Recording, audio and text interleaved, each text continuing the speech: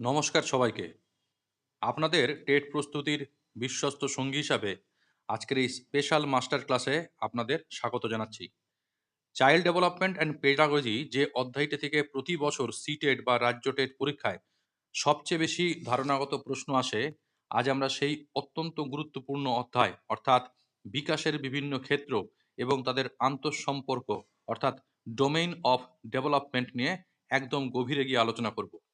আজ আমরা কেবল এই ক্ষেত্রের যে নামগুলোই জানবো তা নয়, বরং জানবো কিভাবে একটি ক্ষেত্র অন্য ক্ষেত্রকে পেডাগজিক্যালি প্রভাবিত করে। তাই খাতা পেন নিয়ে তৈরি হয়ে যান। আজকের এই সেশনটি আপনাদের চিন্তা ভাবনার স্তরকে অবশ্যই বদলে দেবে। মনোবিজ্ঞানীদের মতে একজন মানুষের বিকাশকে সামগ্রিকভাবে বুঝতে গেলে তাকে প্রধানত চারটি ডোমেইন বা ক্ষেত্রে ভাগ করে আলোচনা করতে হয়: শারীরিক, জ্ঞানীয়, সামাজিক ও আবেগীয় এবং ভাষার বিকাশ। তবে মনে রাখবেন, একজন শিক্ষকের দৃষ্টিভঙ্গি থেকে এই বিভাজনটি কিন্তু কৃত্রিম।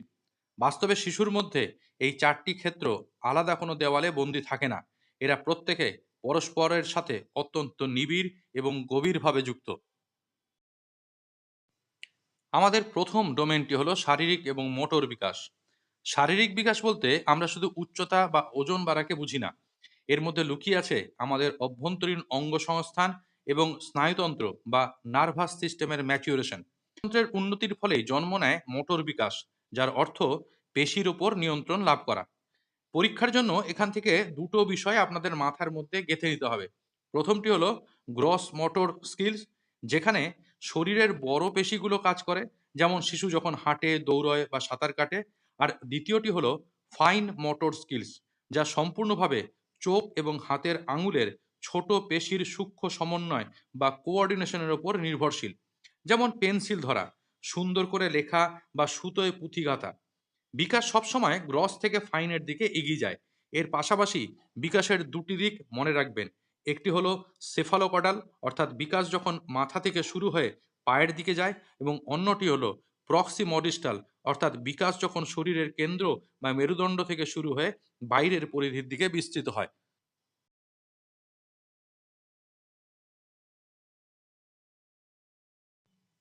এবার আমরা আলোচনা করব দ্বিতীয় ক্ষেত্র, অর্থাৎ জ্ঞানীয় বা কগনিটিভ বিকাশ নিয়ে।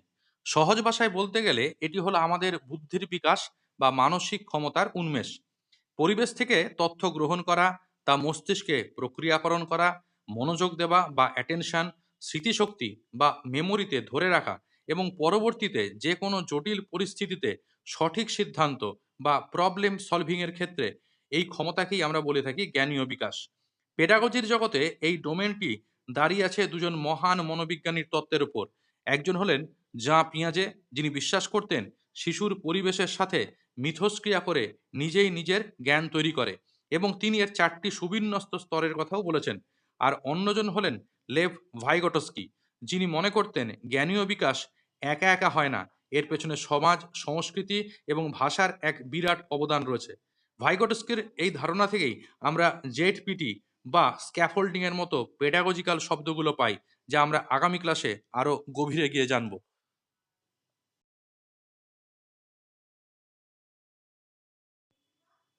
আমাদের তৃতীয় ক্ষেত্রটি হলো সামাজিক ও আবেগীয় বিকাশ। মানুষ সামাজিক জীব।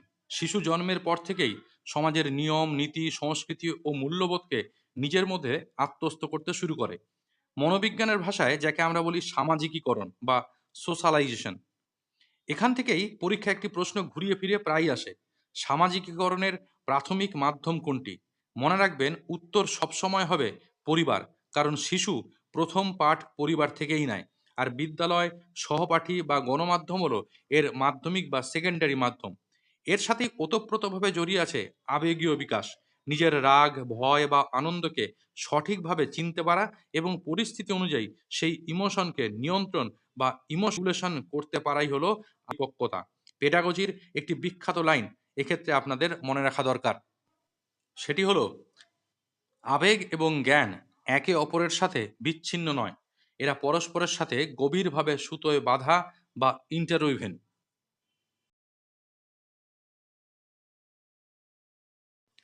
আমাদের চতুর্থ ক্ষেত্রটি হলো ভাষার বিকাশ, যা আমাদের চিন্তাভাবনা ও যোগাযোগের প্রধান মাধ্যম। পরীক্ষার গভীরতা থেকে যদি প্রশ্ন আসে, তবে ভাষার ক্ষুদ্রতম এককগুলো জানতে চাওয়া হয়। মনে রাখবেন, ভাষার ক্ষুদ্রতম ধ্বনিগত একককে বলা হয়ে থাকে ফোনিমস, যেমন ব, প, এবং অর্থপূর্ণ ক্ষুদ্রতম শব্দ বা অংশকে বলা হয়ে থাকে মরফিমস, যেমন আম, বই ইত্যাদি। শিশুর এই ভাষার বিকাশ একটি নির্দিষ্ট ধারা মেনে চলে।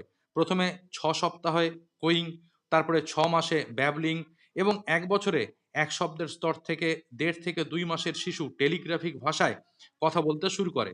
সবচেয়ে গুরুত্বপূর্ণ পেডাগজিক্যাল পয়েন্ট হলো 2 থেকে 6 বছর বয়স, অর্থাৎ প্রারম্ভিক বাল্যকাল হলো ভাষা বিকাশের জন্য পৃথিবীর সবচেয়ে সংবেদনশীল বা সংকটময় সময়। এই সময় শিশুকে যেমন সমৃদ্ধ ভাষার পরিবেশ দেওয়া হবে, তার ভাষার গঠনও ঠিক তেমনভাবেই তৈরি হবে। চলে আসি 7 নম্বর স্লাইডে। শিক্ষক হিসাবে এই স্লাইডটি আপনাদের সবচেয়ে ভালো করে বুঝতে হবে, কারণ এখান থেকেই পেডাগজির আসল প্রশ্নগুলো তৈরি হয়। এই নীতিটিকে বলা হয় পারস্পরিক নির্ভরতার নীতি বা প্রিন্সিপাল অফ ইন্টার রিলেশন। আমরা আলোচনার খাতিরে বিকাশকে 4টি ভাগে ভাগ করলেও শিশুর বাস্তব জীবনে এরা সবাই একটি চাকার মতো ঘোরে। একটি সহজ উদাহরণ নিয়ে বিষয়টা বোঝা যাক। কোনো শিশু যদি জন্মগত বা অন্য কোনো দুর্ঘটনার কারণে শারীরিকভাবে অসুস্থ বা ত্রুটিপূর্ণ হয়, তাহলে সেক্ষেত্রে তার শারীরিক বিকাশ ব্যাহত হয় এবং সে নিয়মিত বিদ্যালয়ে তখন আসতে পারবে না, ক্লাসে মনোযোগ দিতে পারবে না। ফলে তার জ্ঞানীয় বিকাশও বাধাপ্রাপ্ত হবে। পড়াশোনায় পিছিয়ে পড়ার কারণে সে নিজের মধ্যে এক হীনমন্যতা তৈরি করবে এবং বন্ধুদের সাথে মিশতে ভয় পাবে। সেক্ষেত্রে তার সামাজিক এবং আবেগীয় বিকাশও ক্ষতিগ্রস্ত হবে। দেখতে পেলেন তো কিভাবে একটি ক্ষেত্রের সমস্যা বাকি সব ক্ষেত্রকে গ্রাস করে নিল। তাই ন্যাশনাল কারিকুলাম ফ্রেমওয়ার্ক সবসময় জোর দেয় শিশুর সামগ্রিক বিকাশ বা হলিস্টিক ডেভেলপমেন্টের ওপর। তত্ত্ব নিয়ে আলোচনা অনেক হলো, এবার দেখে নিই এখান থেকে কেমন প্রশ্ন আসে। স্ক্রিনে 3টি প্রশ্ন দেওয়া রয়েছে এবং তার জন্য বিভিন্ন অপশনও দেওয়া রয়েছে, সঠিক উত্তরটিও দেওয়া রয়েছে। তবে সেই সঠিক উত্তরটা না দেখে আপনারা এতক্ষণের শেখা জ্ঞানকে কাজে লাগিয়ে নিচের কমেন্ট বক্সে লিখে ফেলুন সঠিক উত্তরগুলি কি। চাইলে আপনারা ভিডিওটা পজ করেও দেখতে পারেন, অথবা এখান থেকে স্ক্রিনশটও নিয়ে নিতে পারেন। আজকে অংশ নেওয়ার জন্য আপনাদের সবাইকে অসংখ্য ধন্যবাদ। আশা করি বিকাশের ক্ষেত্রগুলোর গভীর ধারণা আপনাদের একদম পরিষ্কার হয়ে গেছে।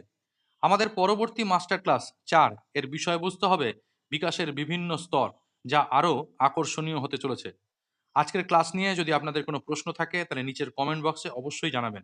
ক্লাসটি ভালো লাগলে লাইক করবেন এবং বন্ধুদের সাথে শেয়ার করে নিয়ে চ্যানেলটি সাবস্ক্রাইব না করে থাকলে সাবস্ক্রাইব করে নিতে ভুলবেন না। দেখা হচ্ছে আগামী ক্লাসে। সবাই ভালো থাকুন, সুস্থ থাকুন।